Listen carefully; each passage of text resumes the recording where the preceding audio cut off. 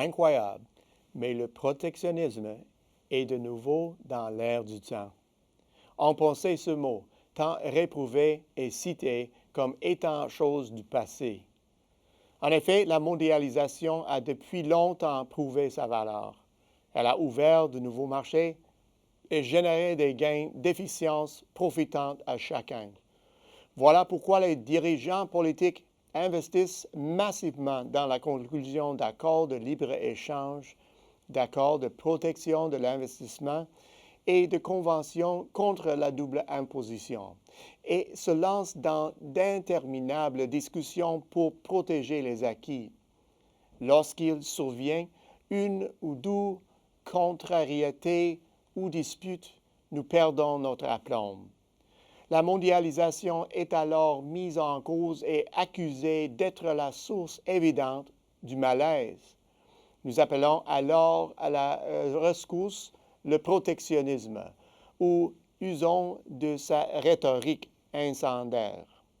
Ce scénario est-il en train de se reproduire? Le dernier épisode de ce genre est assez récent. À vrai dire, le début de la Grande Récession s'est accompagné d'une amnésie générale. On a désigné la mondialisation qui a alimenté le plus long cycle de croissance de mémoire récente comme l'étincelle ayant enflammé les excès du dernier cycle. Les unes après les autres, les nations ont adopté des politiques protectionnistes, témoignant tout bonnement de leur ignorance, délibérée ou inopinée, des véritables rouages de la mondialisation. Certains des grands bénéficiaires de la mondialisation en sont même devenus les ennemis jurés. À preuve, le plan de relance de notre premier client comportait la clause « acheter américain ». Et puis, il y a eu en Europe les politiques du type « la France d'abord ». La Chine a aussi tenté de protéger l'activité sur son territoire. D'où vient l'attrait de politiques si aberrantes? Premièrement, lorsque l'économie pâtit, elles sont perçues comme un acte patriotique. Les dirigeants faisant des déclarations tonitruantes sur la nécessité de protéger la croissance sont présentés comme les champions de la cause. Ce genre de discours à la cote est fait gagner des votes. Deuxièmement, le protectionnisme joue sur les inquiétudes. Le chaos accentue le sentiment de désespoir qui présente le protectionnisme sous un jour favorable. Troisièmement, le protectionnisme apaise les craintes d'ordinaire injustifiées qu'une autre nation s'accapare le dynamisme intérieur. Quatrièmement, au lendemain de la récession, les pays ont injecté des sommes colossales dans des programmes de relance. La mise en place de politiques protectionnistes avait justement pour but de limiter le rayonnement de tels programmes au marché national. Cinquièmement, pour un gouvernement donné, il est plus commode d'attribuer les maux dont souffre le pays à une origine étrangère. En ce sens, le protectionnisme se veut la riposte à l'action d'un ennemi extérieur. Sixièmement, le phénomène fait tache d'huile. Le protectionnisme appelle le protectionnisme. Enfin, la frustration joue un rôle.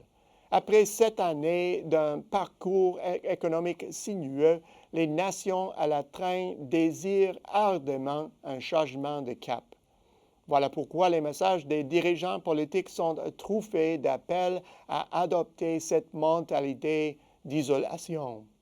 Y aura-t-il un dénouement raisonnable à 7 jours à finir?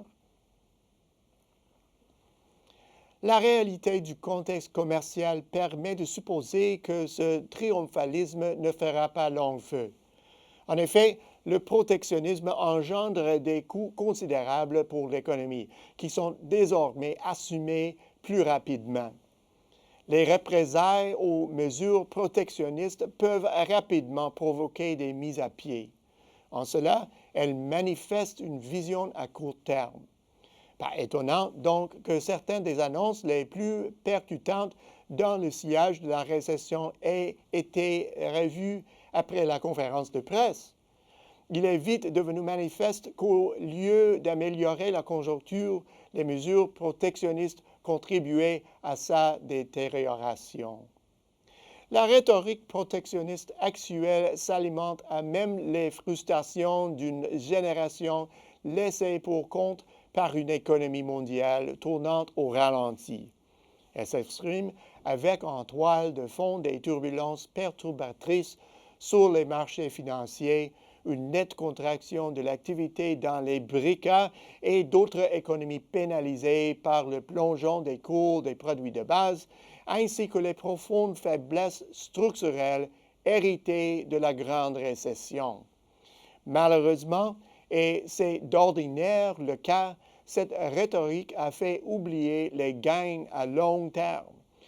Au vu du formidable potentiel que recèlent la Chine, l'Inde, le Brésil, le Mexique, l'Indonésie et d'autres marchés, il y a d'excellentes raisons d'élargir la portée de la mondialisation et d'investir afin d'en augmenter l'efficience.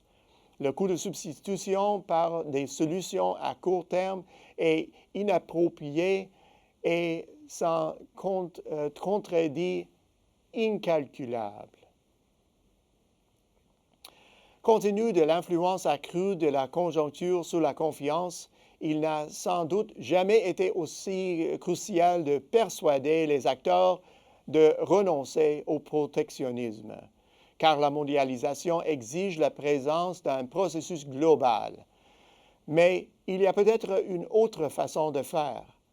En effet, il n'y a probablement pas de meilleure démonstration des avantages de la mondialisation qu'une stratégie commerciale misant sur ses retombées à long terme et dont l'exécution prudente permet d'obtenir les résultats escomptés. Mais il y a plus. Le choix du protectionnisme laisse profiler une forte probabilité de réaliser des gains en tirant parti de l'ouverture des canaux commerciaux. Le fait que des économies se détournent de la mondialisation laisse une place plus grande à d'autres économies désireuses d'y adhérer. Au bout du compte, espérons que la raison primera au moment de prendre des décisions concrètes susceptibles de dévaster l'économie mondiale. Dans l'intervalle, nous avons la possibilité de chercher des occasions sur des marchés là où d'autres érigent des murs. À la semaine prochaine, c'est Peter Hall.